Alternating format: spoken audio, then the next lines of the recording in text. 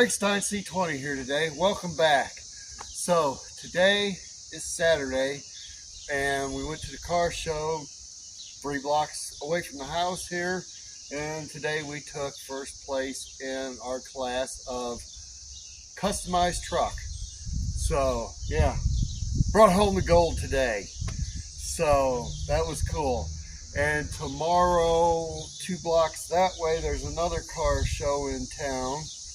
So we're going to be hitting that one up. So stay tuned, because I'm going to have a ton load of car show content for you guys here in the next couple days that I'm going to put together. So yeah, so today was a good day. I got to hang out with some good friends I ain't seen in a while, and it was a good day.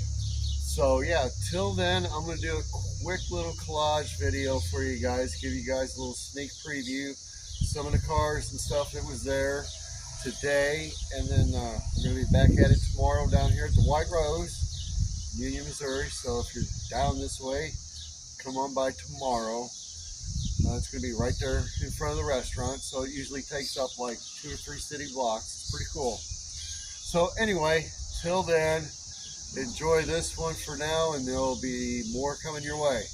All right, we'll see you next time. Pretty cool.